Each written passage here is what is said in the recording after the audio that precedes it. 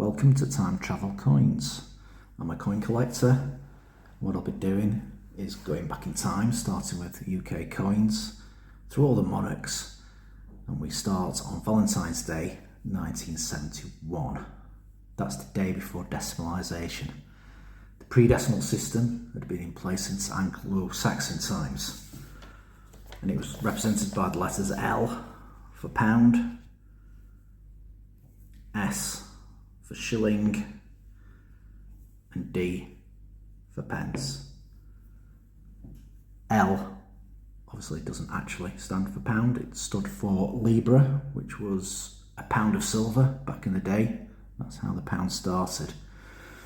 D was from the Roman coin denarius, and S, you probably guessed it, the Roman coin solidus.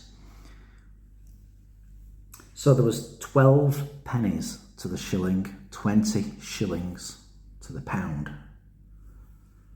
There was 2.5 shillings in a half crown.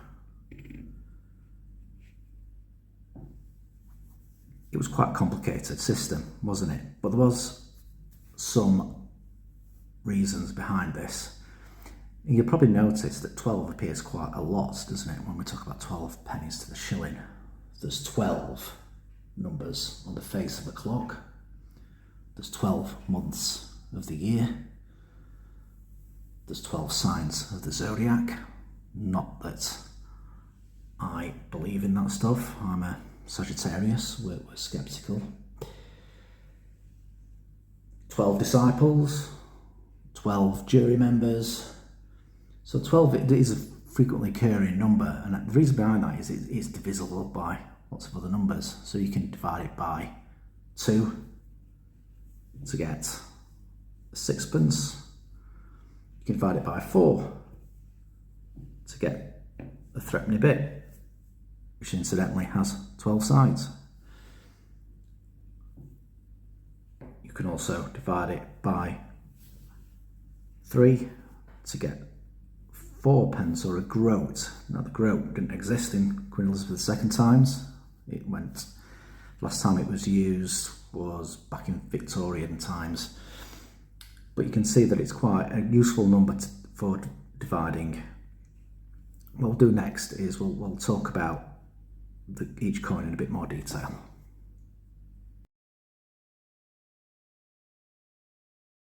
Okay, so let's go smallest to largest, starting with the halfpenny. Well, actually, everyone called it the halfpenny. This was the smallest denomination just before decimalisation in 1971. The farthing had been demonetised by then. It was used up until the end of 1960. You can see obverse there the young head of Queen Elizabeth II. The word in Elizabeth II, forgive the pronunciation on Latin, but Dei Gratia, by the grace of God. Regina Queen, and the FD stood for Defender of the Faith. I always like Latin on coins. It sort of sounds a bit mysterious and powerful. That's just probably because I don't really understand the words most of the time. Perhaps that was the intention.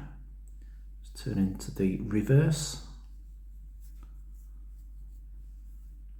We have the ship, the Golden Hind, minted year 1966.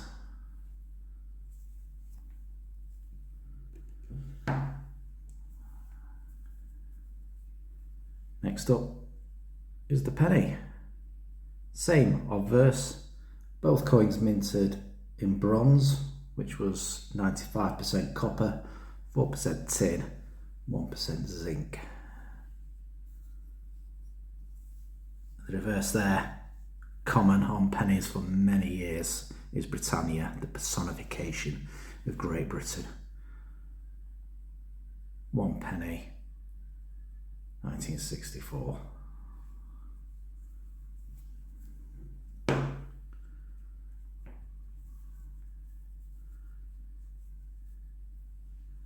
Here's the 12-sided threepenny bit. Same wording on the obverse. This one's made out of nickel brass, which is mostly copper, 79% copper, 20% zinc, 1% nickel. Portcullis reverse there, 1965. Next up is the sixpence. Now these were actually used beyond decimalisation, so some older people watching this, if anyone is watching this, could have spent these in shops up until I think it was 1980. It was worth 2.5 pence, new pence, made out of copper nickel, which is 75% copper, 25% nickel. This one's minted in 1967, and on the back we've got the rose to represent England, the thistle for Scotland, the shamrock for Ireland, and the leek for Wales.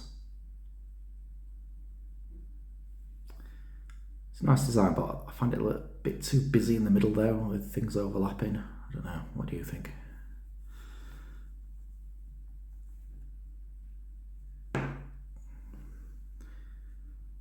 Then moving on to the shilling. Now there's two versions of the shilling. The obverse there, and the reverse. This is the English version with the 3 lines on. Again, this coin was used beyond decimalisation, used as 5 pence. And that was the case right up until the new smaller 5 pence came in, I think, which was around 1990.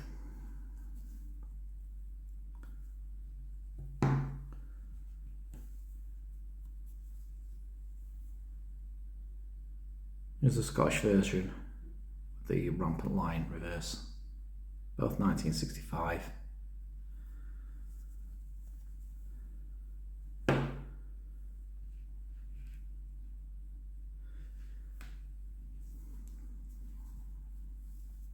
We'll move up to the florin. Again, used beyond decimalisation, used as 10 pence. Until 1992, when the new smaller 10p came in.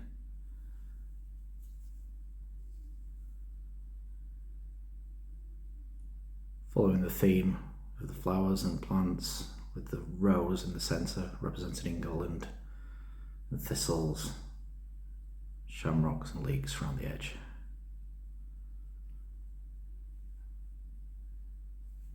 1967.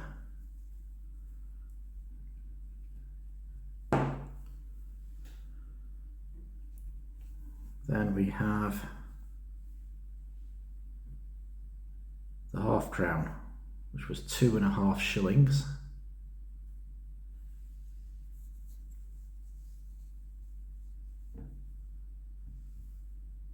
Reverse, shield reverse. Again, 3 lions for England, rampant line for Scotland, and the harp for Ireland. Of course, only Northern Ireland was part of the United Kingdom by 1967.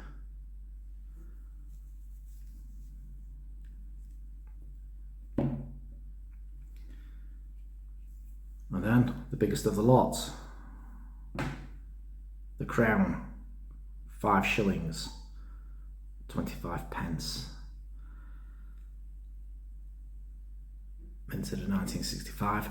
This is an incredibly common coin that you might find around the house in drawers. It's got the Churchill reverse.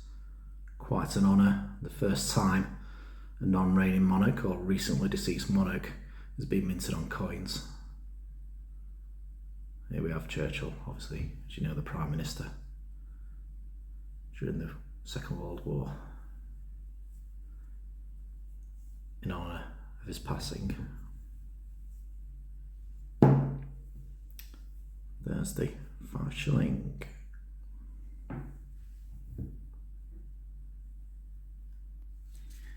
We've set out all the coins there, Just to add to the family was the old 10 shilling note, if anyone remembers these.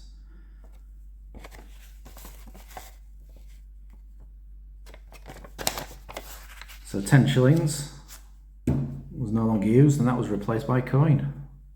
There it is, the large 50 pence, new pence,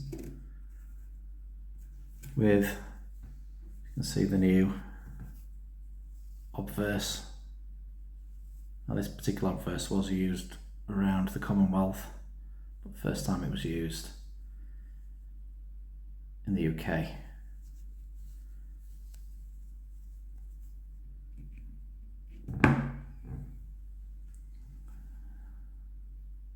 So as I was saying earlier, some of these coins were kept in circulation, such as the florin, and the florin became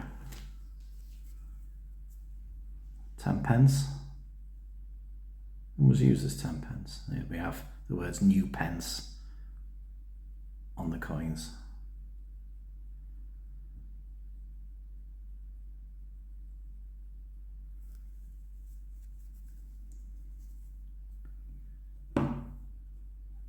The shilling became 5 pence, 5 new pence. Now these coins were actually started to be minted in 1968, and they were used as shillings prior to decimalisation. So these were kicking around in 1971 and being spent before decimalisation or D-Day.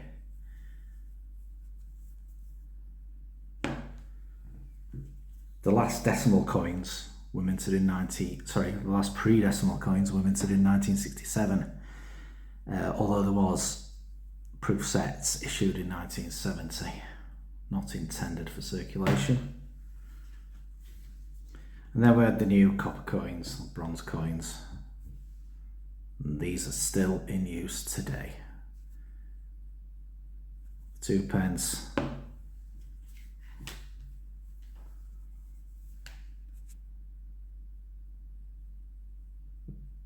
the 1 pence,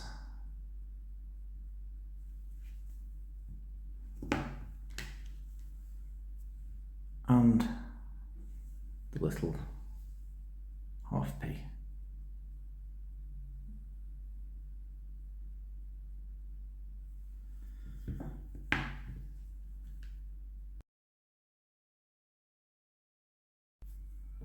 So what are these coins worth? Short answer is not a lot. There's good news and bad news with coin collecting. Bad news is that most coins aren't worth much at all. And the good news is that most coins aren't worth much at all. So it's great for buying, great buying opportunity. If you want to collect a bit of history, you can pick these coins up quite cheaply, especially the Queen Elizabeth II reign. There are 3 different ways to value coins. For those still in circulation, there's the currency value, and that's fixed. That will slowly be eaten away by inflation over time. So, currency value for a circulating 10p piece would be obviously 10 pence. They tend to keep the currency value, so if you find bulk lots of these on eBay or wherever, you can pick them up for like a bulk lot, which are for roughly 10 pence each. That's the currency value. Then you've got the scrap value, the value of the actual metal involved. So all Queen Elizabeth II circulating coins were made out of base metal. Copper, bit of nickel, bit of zinc and tin in some. So for this 10p, 2 shillings, currency value 10p, scrap value probably a bit less, but it's catching up. It's catching up to that 10p. I would say currency value would be roughly 7 pence for this coin. And then finally there's the numismatic value, the coin collecting value All these coins are in high grade, I would say extremely fine to uncirculated, but they're so common that even the numismatic value isn't great, and you probably can pick these up for roughly about £1 each from a shop or a car boot sale in this condition.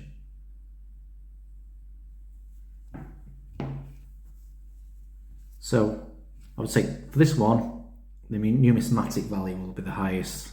I'd say roughly £1 or so to purchase that. Similar with this penny, I'd say roughly £1, 1964. The 67s were made in the hundreds of millions, so even a high grade 1967 penny would be worth pennies. This one, roughly about £1. Still quite common to get high grade 1964 pennies. They weren't circulated for long. Scrap value would be higher than its actual currency value. Currency value works out to be like 0.02 of a penny, whereas the scrap value probably about 2.5p for this coin.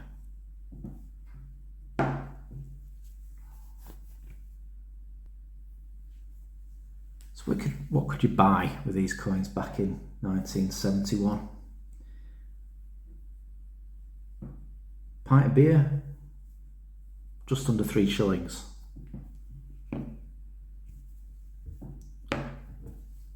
So 3 shillings, sorry, 2 shillings 11 pennies back in 1971 would be about £2.88 today.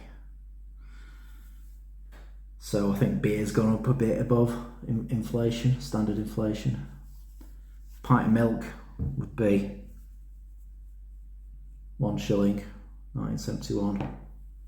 That's roughly £1 today, so maybe milk is a little bit cheaper, gone up less than inflation. Loaf of bread, 1 shilling and 9p. That's roughly £1.73 today, so that's pretty bang on, I think, with inflation. 22 colour TV, £249 back early 1971. So that would be nearly £5,000 today. So I think televisions have become cheaper over time, but what hasn't is house prices. Average house price back then, £4,500. That's £89,000 today, and the actual average house prices is over £250,000. So house prices have gone significantly above inflation. Can of Coke, 11 pence back then, about 91p today, so that's roughly about the same. Ford Cortina car, obviously they don't sell those anymore, but it was £882 back at the end of 1970.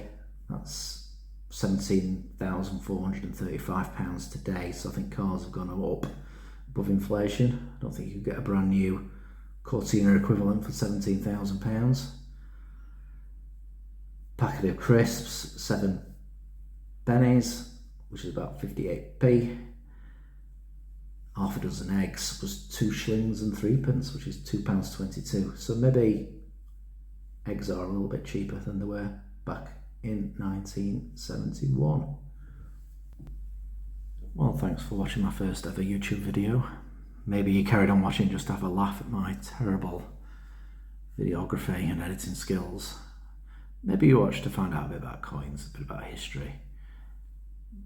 Maybe you watched just for something to fall asleep to, and I could be saying anything right now and you're fast asleep. But thanks for watching. I think I'm supposed to set a like target, aren't I? Let's say like target of 5. I must remember to call my mum. But I'll be doing a few more of these videos. We're going back in time. I think the next one I'll do, I'll go back to 1953, then going back through the monarchs and see how far back I can go with my coin collection. I wonder what my oldest coin is. If you've got any suggestions, put it in the comments. Don't be too cruel though. Thank you.